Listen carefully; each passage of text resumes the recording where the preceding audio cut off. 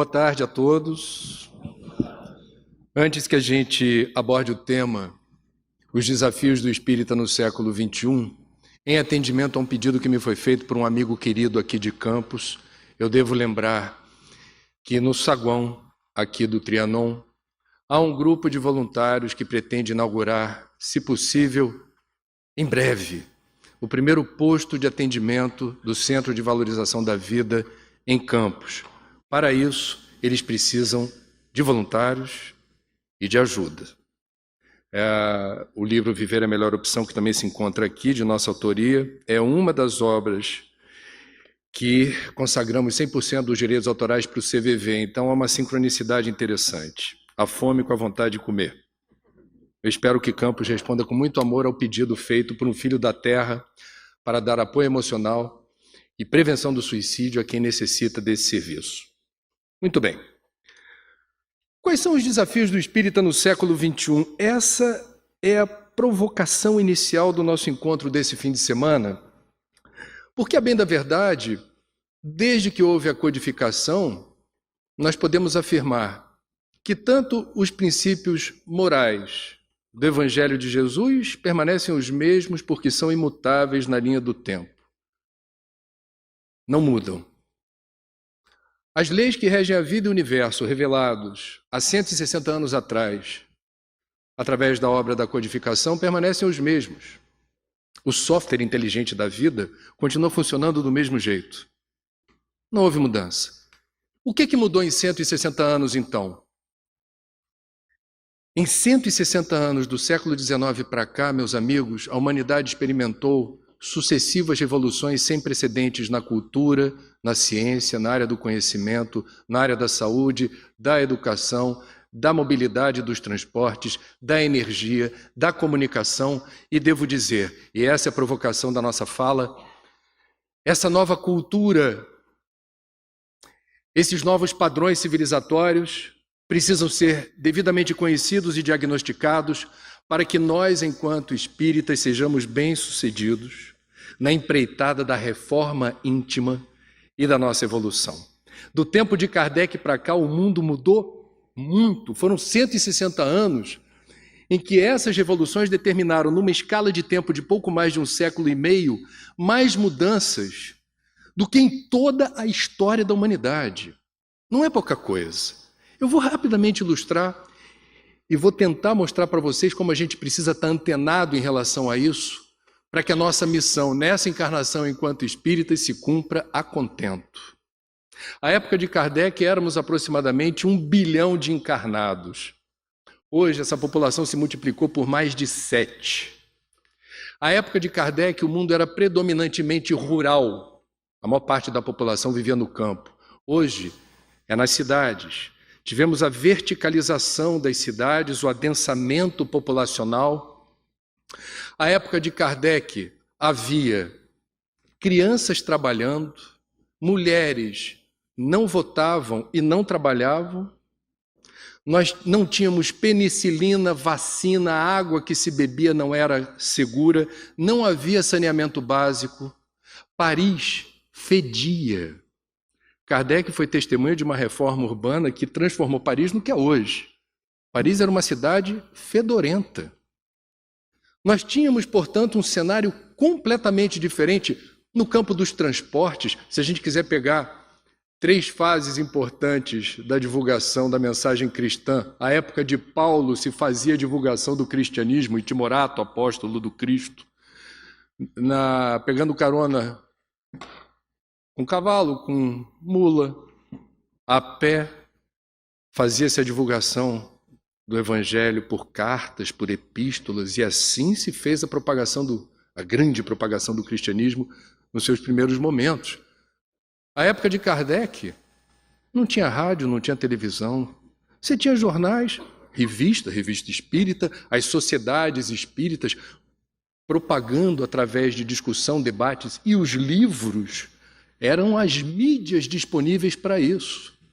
Hoje nós temos recursos fantásticos e instantâneos que nos projetam o mundo afora pelas redes da internet, num piscar de olhos. Eu estou dando um pequeno exemplo de como se deu essa transformação brutal de hábitos, comportamentos e estilos de vida. E repito, o que isso tem a ver com ser espírita no século XXI? Esse é o tema que me traz aqui. Quais são os desafios que estão colocados? Vamos começar pelo conceito do que é ser espírita. Eu vou recorrer ao codificador. Ninguém melhor do que Kardec para definir o que é, afinal de contas, ser espírita. Reconhece-se o verdadeiro espírita pela sua transformação moral e pelos esforços que emprega no sentido de dobrar suas más inclinações. Convenhamos, é uma tarefa hercúlea e que não será bem sucedida se não houver método, planejamento. Se a gente não tiver associada à fé raciocinada, uma estratégia, que é uma palavra que os militares adoram e que eu estou me apropriando dela. Estratégia. Posto que temos prazo de validade, não teremos todo o tempo do mundo. E o tempo vai rápido. Aliás, a época de Kardec, 1 hora tinha 60 longos minutos. Hoje, 1 hora voa. Eu estou dando outro elemento importante de mudança de cultura. Precisamos, portanto, ter planejamento e estratégia, porque o tempo vai e rápido. Primeiro ponto, primeiro desafio, e desde já devo dizer que arbitrei, peço desculpas, os temas que eu estou enfocando, eles podem ser muito mais numerosos. Esses são aqueles que me chamam a atenção. Sem a pretensão de dizer verdades absolutas, vou compartilhar com vocês inquietações enquanto espírita do século XXI que eu quero ser. Primeiro elemento que a gente precisa estar atento, que não existia na voracidade que é hoje a época de Kardec. 160 anos se passaram e hoje nós temos como um dos principais vilões do nosso projeto evolutivo o risco da dispersão, da distração.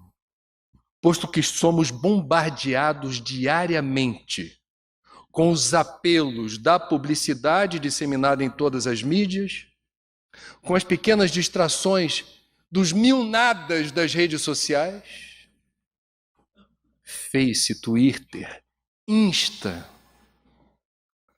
Nós temos televisão aberta ou fechada, rádio, revistas, outdoors, o tempo todo nos evocando e demandando foco e atenção. Posto que tempo e energia são dois recursos naturais não renováveis, a soma dos momentos dispersos em que eu estou empregando meu tempo e energia com algo que realmente não agrega propriamente valor a mais uma etapa reencarnatória, é algo que merece a nossa atenção. Meus amigos, isso é tão sério que a forma como se planejou a educação com períodos, aulas de 60 minutos, isso levou em conta uma métrica para medir o tempo de atenção que a garotada, nos primeiros anos do século passado, conseguiam prestar atenção em alguma coisa. Hoje os pedagogos sabem, o tempo de aula continua o mesmo do século passado, mas a atenção e o foco da garotada, não. Quem é professor sabe, por vezes, como precisa fazer uso de estratégias extras para chamar a atenção da garotada, no sentido de que não se perca tempo com outras coisas que não sejam o objetivo da aula. Nós temos um desafio que é enfrentar essa dispersão. E isso se dá, inclusive, no meu campo. Eu sou jornalista na área da comunicação. Há o apelo, mantenha-se sempre bem informado. Para você saber o que está acontecendo com o mundo, você precisa ter informação. E aí eu vou trazer aqui, compartilhar uma opinião muito embasada de um comunicólogo da UFRJ, ex-presidente da Biblioteca Nacional, professor Muniz Sodré. Diz ele, aspas, a multiplicidade dos fatos informativos não resulta no aperfeiçoamento do cidadão nem em seu conhecimento sobre o mundo. E diz ele, quanto mais você é informado do inessencial, menos você sabe sobre si mesmo e mais você é controlado pela lógica do medo. Vejam que curioso. E quem vos fala é um jornalista. falácia a história de você, sob o pretexto de estar bem antenado com o mundo em que você vive, acumular informação. Depende, não é a quantidade de informação. É a qualidade daquilo que haverá de ser o alimentador do seu aplicativo existencial. Para onde aponta o norte? Eu estou na região norte fluminense. O norte magnético da sua bússola. Através do livre-arbítrio, as escolhas que eu irei fazer dependem da soma das informações que eu possuo. A grande questão do século XXI é: quais as informações que me convêm? Eu, quando era estudante de jornalismo, eu ia para a rua pedir democratização dos meios de comunicação. Hoje não se briga por isso. A comunicação está acessível em qualquer lan house de favela no Brasil ou no mundo. Você faz uma visita virtual na biblioteca do Vaticano ou de Washington, em qualquer gueto, onde haja acesso à internet. O problema não é o acesso à informação, é o que estamos consumindo de informação. E a dispersão se dá quando a gente não presta atenção no nutriente informacional que haverá de determinar as escolhas que cada um de nós faz no dia a dia. Esse é um ponto importante. Essa avalanche de informações facilita a nossa dispersão e a nossa distração. Um filósofo polonês que desencarnou há pouco, Zygmunt Bauman, da série Líquida, Amor Líquido, ele fala da liquidez da vida, como tudo se liquefaz rápido na era do culto ao descartável, ao perecível. Ele veio, no ano passado, oferecer uma palestra no Rio de Janeiro para educadores e pedagogos. E ele denunciou como as novas gerações, muito identificadas com redes sociais. Você sabe como é que adulto usa rede social? Faz assim, né? Aliás, a garotada faz assim, 2 dedinhos. Velho faz assim. O Bauman falava, deixou eternizada essa sugestão para reflexão. Essa garotada se acostumou a ter respostas rápidas, em no máximo 2, 3 segundos, que é o tempo que o Google te dá para você saber algo. E o teu timing é esse. Tudo que não é rápido não é. Se um pai ou uma mãe chama para um papo reto o filho, se o papo dura mais de 1 ou 2 minutos, ele começa a bocejar. Se um professor em sala de aula se alonga numa determinada explicação, ele começa a bocejar. E nas redes sociais, ele não perde tempo com palavras, ele manda imagens de emoji, o nome que se dá, eu sempre erro esse nome, minhas filhas se divertem. Carinhas, expressões, para se comunicar. Essa instantaneidade gera sofrimento, diz Bauman, porque em algum momento os grandes problemas da vida, os problemas existenciais que essa garotada em algum momento haverá de enfrentar, não se resolvem em 3 segundos. Uma frustração, uma decepção, um desapontamento, uma tristeza, uma contrariedade. Não há respostas imediatas. Esse é um desafio do nosso tempo.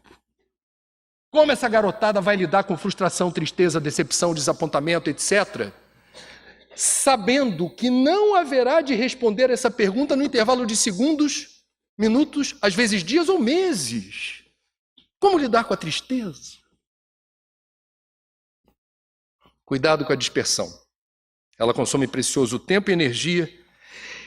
Certa vez eu fiz um exercício em sala de aula na Pontifícia Universidade Católica, de tanto ver cucuruto. Peguei uma turma, dei azar, que o povo ficava toda hora ali, às vezes, na redinha, eu ficava vendo o cucuruto dos alunos.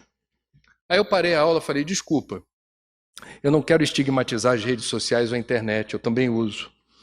Eu quero saber o seguinte, não vou mais falar sobre o assunto que eu vinha tratando. Exercício valendo nota. Eu gostaria que vocês escrevessem agora para mim, não vou fazer juízo de valor das respostas, mas eu quero saber. Quanto tempo por dia vocês consomem na internet? Pergunta número 1. Uma estimativa. 2. Eram 3 perguntas que eu fiz.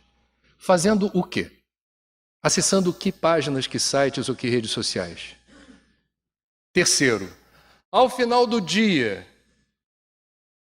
qual foi, eu vou usar uma expressão bem da economia, qual foi a taxa de retorno do capital investido?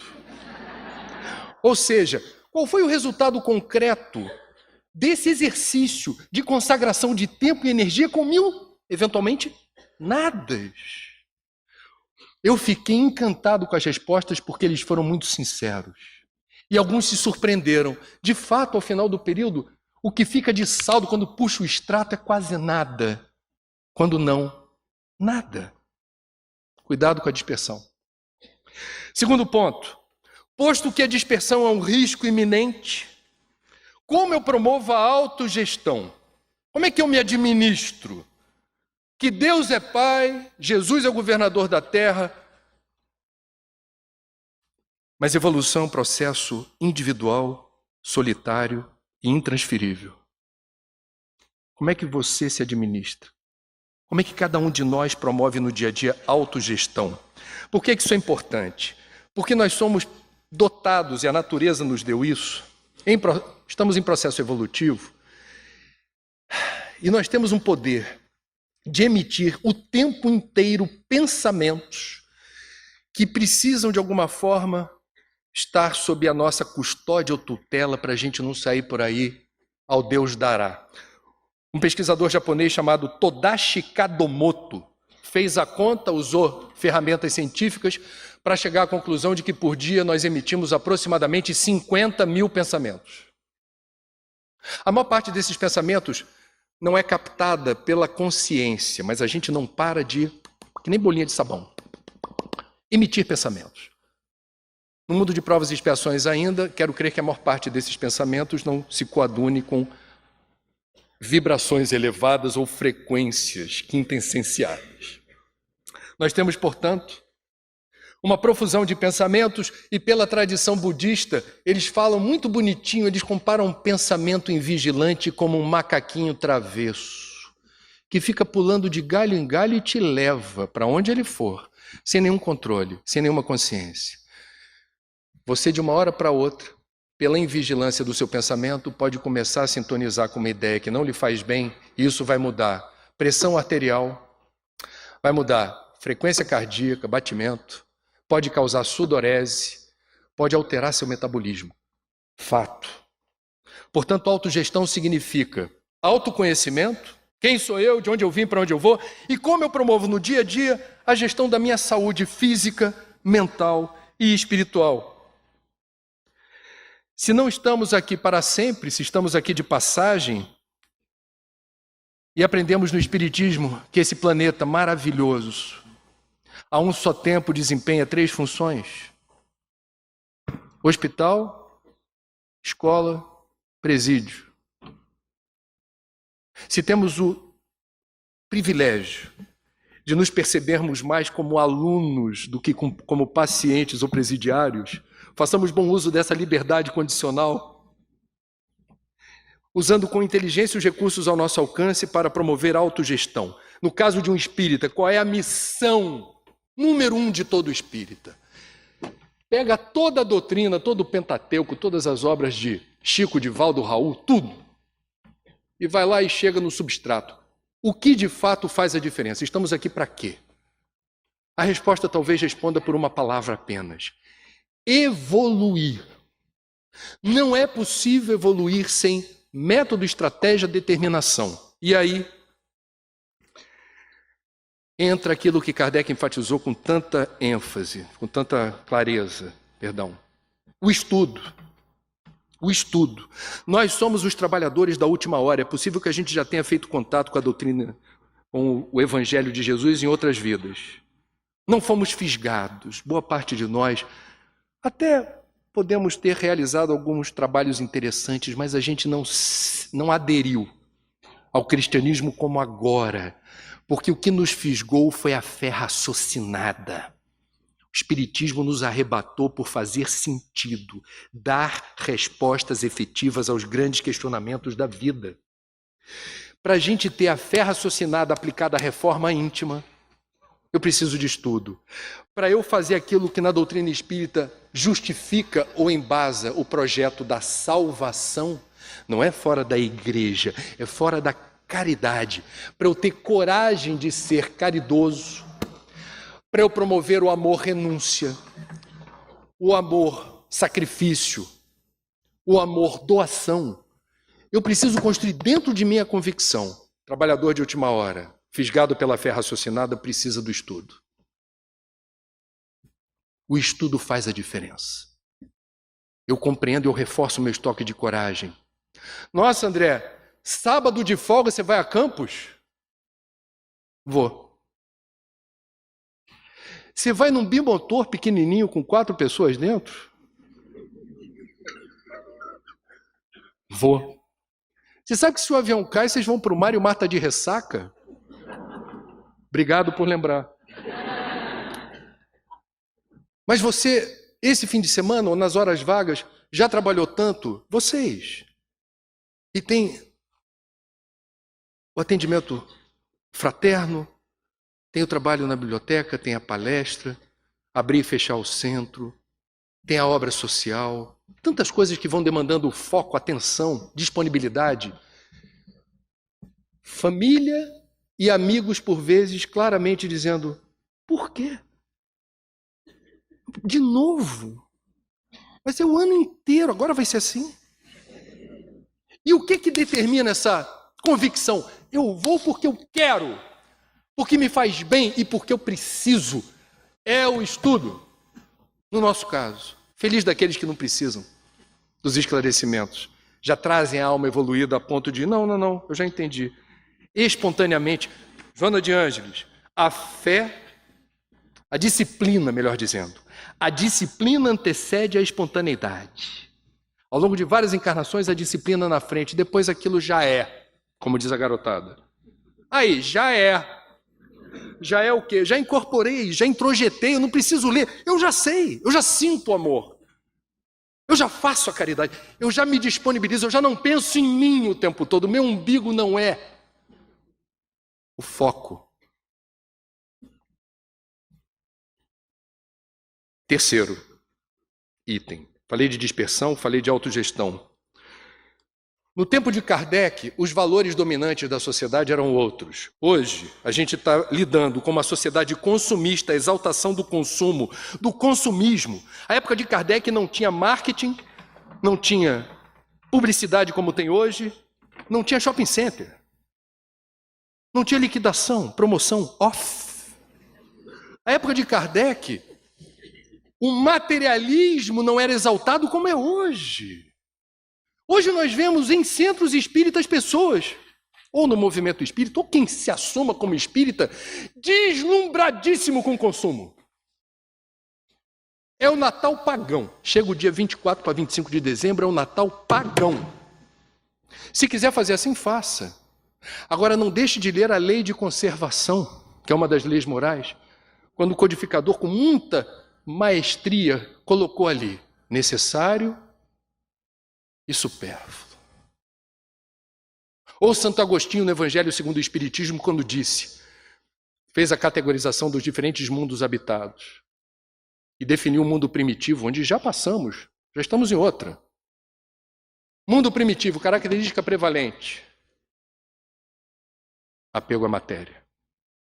Estamos no mundo de provas e expiações, já virando o calendário cósmico sideral na direção de mundo de regeneração, com um encantamento brutal pelo consumo. O consumo pelo consumo. Possuir, ostentar.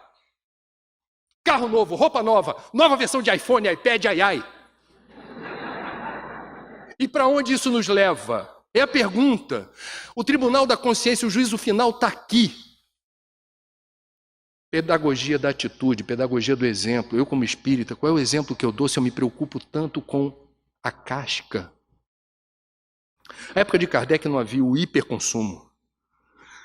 O culto à beleza, o culto à eterna alegria, o culto à eterna juventude são armadilhas existenciais para o espírita do século XXI. É claro que a gente quer ficar bonito. O problema não é você querer se apresentar bem. O problema é o exagero. Esse é o país campeão mundial de cirurgia plástica e estética. Rivaliza com os Estados Unidos. Por quê? Eu não estou dizendo que as pessoas devem ter orgulho das mudanças que o tempo determina.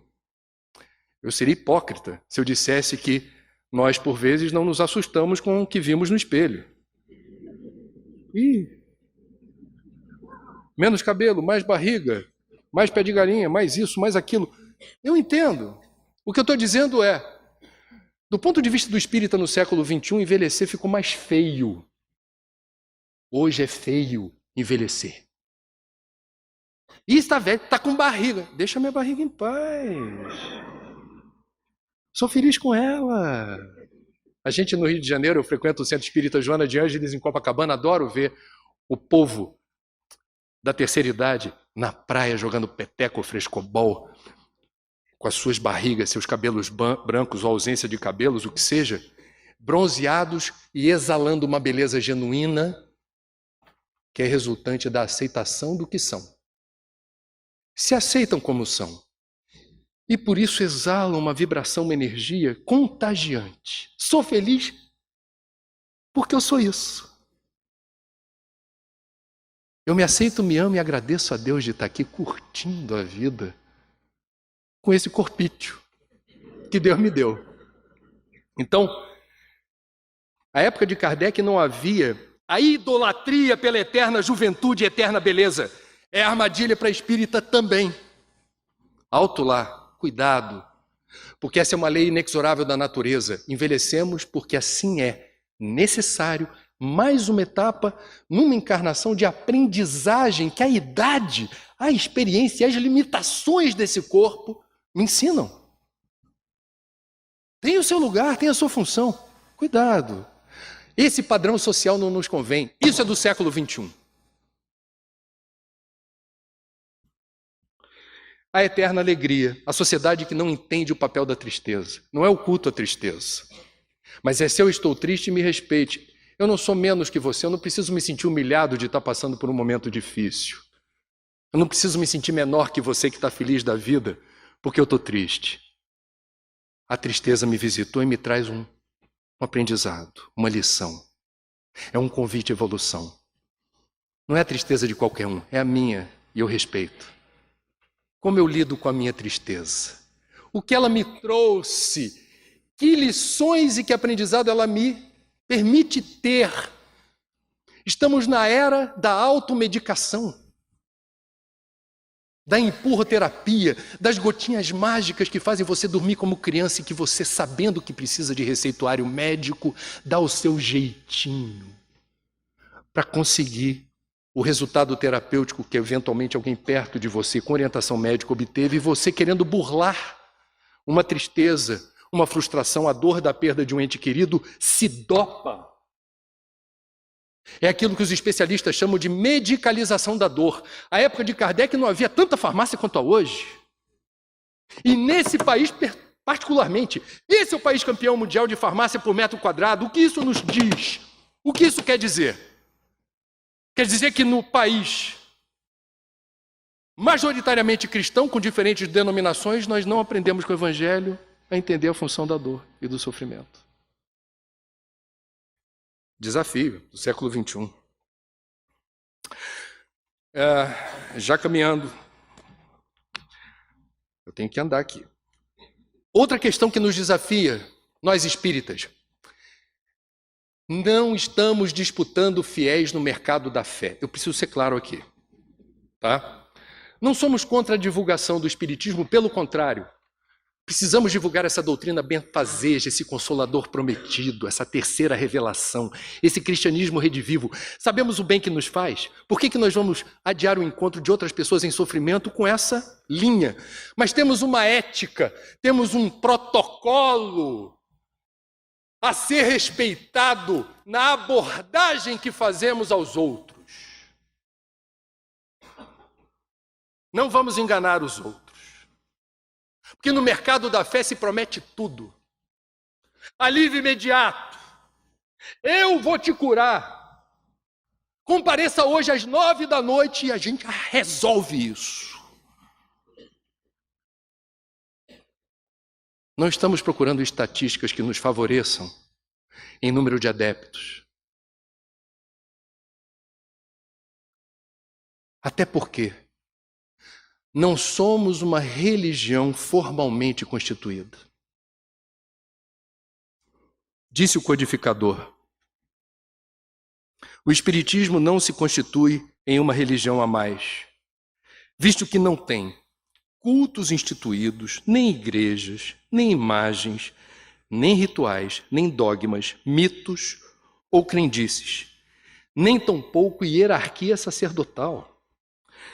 Quem são as pessoas que vão falar ao longo desse congresso aqui onde eu estou? Profissionais liberais. Mas o que credencia cada um de nós a vir aqui? Convite. E por que convidaram? Porque viram um livro, uma palestra que fizemos, sem nenhuma autoridade para falar em nome do Espiritismo. A gente está aqui exposto ao julgamento de quem estuda a doutrina, quem leu as obras básicas, quem está bem informado sobre o que é Espiritismo. Estamos aqui, a bem da verdade, é uma impressão que eu tenho, resgatando uma antiga tradição do cristianismo primitivo das catacumbas.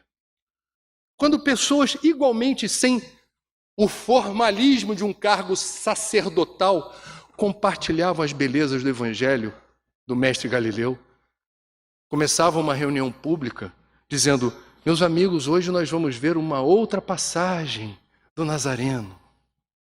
E começava a abordagem permitindo que outras pessoas pudessem falar e discutir à luz do Evangelho problemas do dia a dia. É o que estamos fazendo aqui. É a beleza do Espiritismo. Não é uma religião, tem um aspecto religioso. Nós somos uma filosofia espiritualista. E isso é lindo, porque isso permite um compartilhamento de ideias, de impressões que nos enriquece, mesmo quando eventualmente discordamos. Não há um pensamento monolítico, há um respeito a Kardec. E a gente pede licença quando eventualmente coloca algo que nos pareça na linha do tempo, porque o codificador abriu espaço para isso, em havendo evolução da ciência em algum campo do conhecimento, e se confirmando o acerto da ciência, o Espiritismo se corrige, não há constrangimento. É uma filosofia espiritualista. E Kardec encerra dizendo, quanto ao Espiritismo, mas é no seu aspecto religioso que repousa sua grandeza por constituir a restauração do Evangelho de Jesus, estabelecendo a renovação definitiva do homem. Meus amigos, nós não somos uma religião de resultados, mas nós precisamos ver como os brasileiros, ou como o Instituto Brasileiro de Geografia e Estatística, quando faz censo, pergunta-se no censo, qual a sua religião? E lá está, Espiritismo, o nosso, porque tem uma elasticidade semântica, que qualquer lugar que tem trabalho mediúnico, alguém incorpore, é espírita. Ok, é uma questão que eu não vou entrar agora, mas o IBGE, quando pergunta, tem alguma religião, professa alguma fé? E a gente diz espírita, como diz a garotada, é nós. O último censo, por coincidência, vejam vocês, eu estava no IBGE, cobrindo pela minha empresa de comunicação, esse resultado do censo. Falei, sabe quando vem estampado o adesivo que espírita compra e bota no carro? O acaso não existe? Leia Kardec. Eu falei, estou aqui por um motivo. Anotei todos os dados alusivos a perfil dos religiosos no Brasil. E lá apareceu algo que nos desafia. É um desafio do século XXI. O Espiritismo se popularizou no Brasil depois de algumas décadas da codificação na França. Hoje, esse é o lugar do mundo com o maior número de espíritas. Qual é o desafio que está colocado? O IBGE nos trouxe aqui uma provocação. Nós espíritas, e eu estava lá no IBGE, constituímos o grupo que reúne o número de religiosos com o maior poder aquisitivo. O número de religiosos com maior escolaridade. E o número de religiosos com mais experiência, mais idade. Então vejam, é a fotografia do momento, segundo o IBGE, o último censo. Nós, espíritas, no Brasil, não somos o contingente mais numeroso por linha religiosa, que IBGE chama de religião.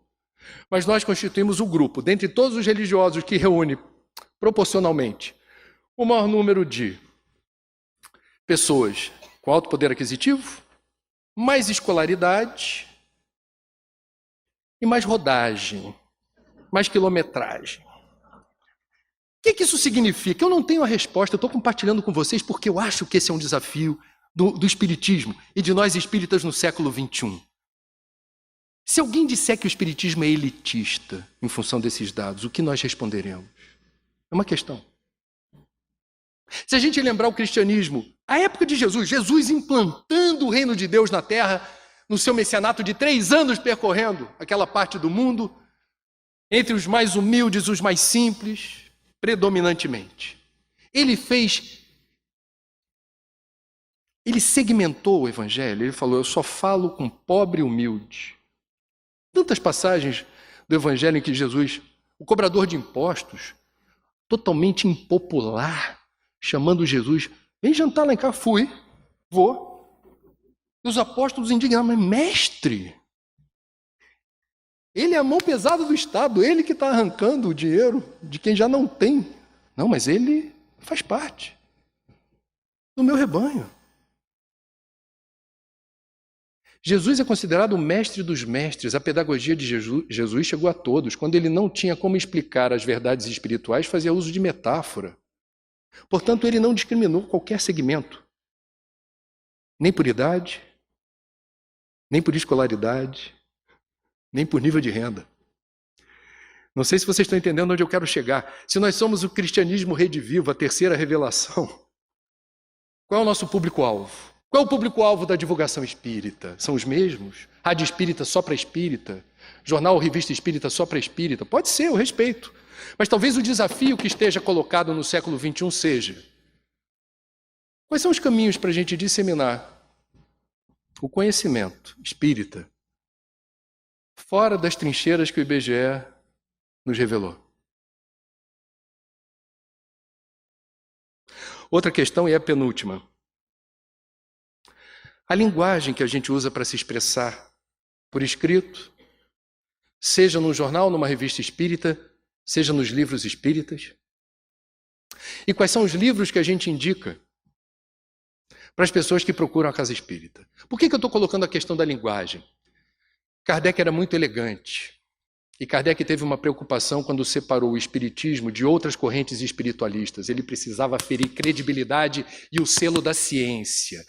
Então ele não economizou em erudição, em textos muito bem redigidos, que impressionavam pela capacidade de articular as ideias, com clareza, objetividade e erudição. Você faz a tradução do francês para o português. Tudo bem, tradutore traidore, disse Humberto Eco.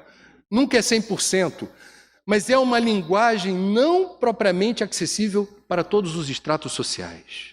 Temos um desafio, temos uma questão. Qual é o primeiro livro que a gente vai indicar para as pessoas? Livro dos Espíritos. Aí o jovem, eventualmente, dá de cara com uma palavra, prolegômenos. Aí a gente diz, não, leia Joana. Joana. E a Joana é famosa. Joana, ó, mentora. Joana.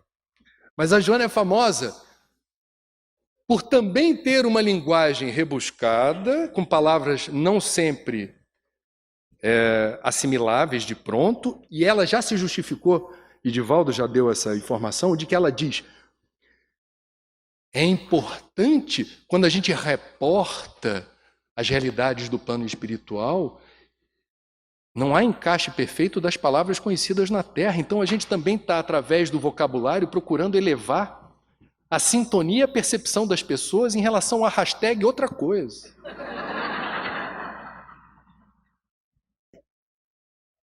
Mas há uma questão. Há uma questão. Essa garotada que não está nem usando palavra para se comunicar, como é que a gente faz um estudo sistematizado? Como é que a gente recomenda a leitura? A pergunta básica que eu estou fazendo é: no século XXI precisamos estar mais antenados com a capacidade dessas novas gerações consumirem ideias.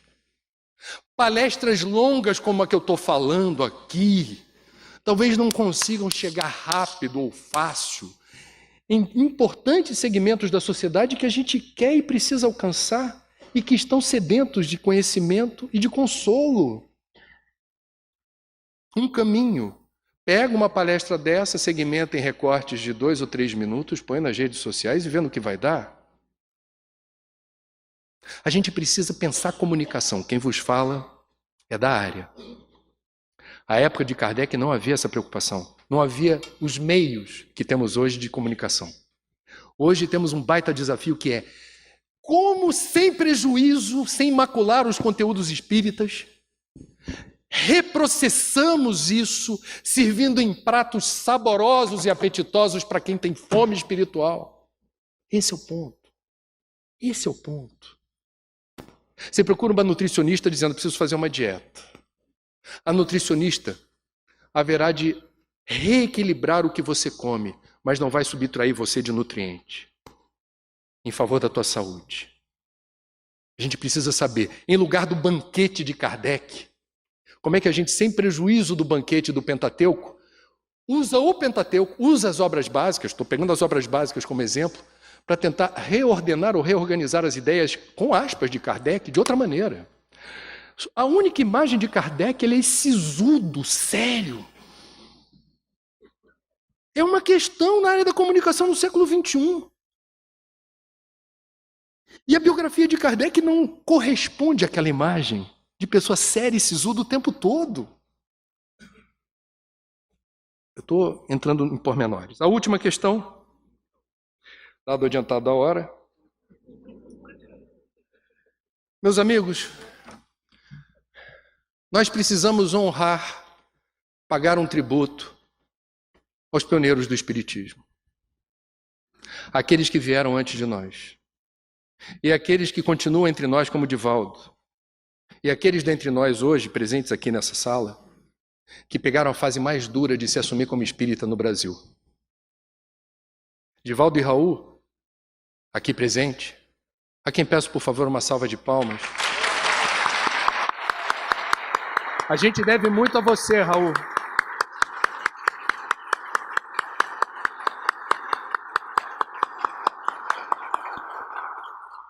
Eles são generosos porque eles não compartilham, nem oralmente, nem por escrito, os piores momentos que eles passaram. Estou citando apenas eles como exemplo, que tem mais rodagem do que nós.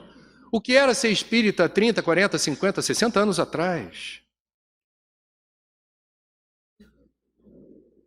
Essa filosofia espiritualista já foi proibida por lei no Brasil não faz tanto tempo assim. Eu trouxe alguns recortes das pesquisas que fiz. 1875, ainda século XIX, os primeiros ataques da imprensa do Rio de Janeiro contra o espiritismo. Campanha no Jornal do Comércio, abre aspas, o espiritismo é uma epidemia mais perigosa que a febre amarela. Não é para rir, desculpa. Vocês imaginam quem era espírita, estudava a doutrina e via o Jornal do Comércio dizendo que aquela filosofia espiritualista que você estava se sentindo privilegiado e abençoado de poder acessar e se sentir consolado pelas verdades ali encerradas, era comparado a uma epidemia pior do que a febre amarela. Inimigos do espiritismo nessa época denunciavam que, abre aspas, as práticas mediúnicas eram associadas à loucura e a estados de demência. Quantos médios foram parar em manicômios, sanatórios e hospícios? Quantos? Quantos? Por preconceito, ignorância. E eles não, por vezes, em boa parte dos casos, não renunciaram a esse exercício mediúnico, afrontaram a vigência de regras rígidas imperiais. Imperiais mesmo, da época do Império.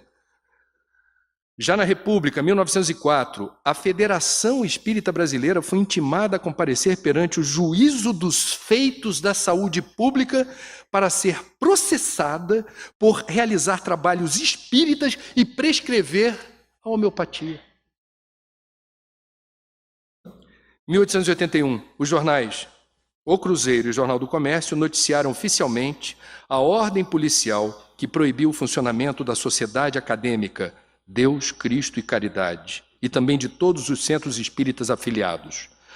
Por fim, eu não quero me alongar, Era Vargas, 1937, em termos de história foi ontem. A sede da Federação Espírita Brasileira e os centros espíritas filiados foram fechados pela polícia. Intolerância contra espíritas e umbandistas. Meus amigos, os espíritas sempre tiveram um lugar proeminente na sociedade, entre militares, pessoas que pertenciam ao governo. Rapidamente a gente conseguiu se desvencilhar institucionalmente dessa perseguição. Nossos irmãos das religiões afro-brasileiras, não. Hoje, eu venho de uma cidade, de São Sebastião do Rio de Janeiro, onde boa parte dos traficantes recolhidos no complexo penitenciário de Bangu foram convertidos a certas denominações cristãs neopentecostais, que perseguem umbandistas e candomblecistas. Esses traficantes ordenam que aos seus respectivos asseclas, seguidores, que nas comunidades de onde eles vieram se fechem os terreiros e se estigmatize todos os frequentadores ou adeptos dessas tradições. Nós espíritas, que rapidamente nos proclamamos quando alguém diz assim, assassinato no templo espírita. A gente vai ver, não, mas não é espiritismo kardecista que não existe, ou de mesa branca. Aí a gente diz assim, isso não é espiritismo. Essa capacidade que a gente tem de dizer que isto é espiritismo, isso não é, a gente não tem até hoje de se solidarizar com nossos irmãos umbandistas e candomblecistas, hoje, século XXI, perseguidos pelo poder paralelo e por algumas denominações que têm projeto de poder, ocupam parlamentos estaduais e federais e querem e chegarão à presidência. Eu preciso denunciar isso, porque esse é um desafio do espírita no século XXI. Os tempos sombrios do passado podem voltar se a gente só achar que precisa se defender quando acontecer com a gente. Na verdade, me parece que o espírita no século XXI precisa levantar a voz contra toda e qualquer manifestação de intolerância religiosa, porque a gente já sentiu na pele o que é isso. Obrigado pela atenção.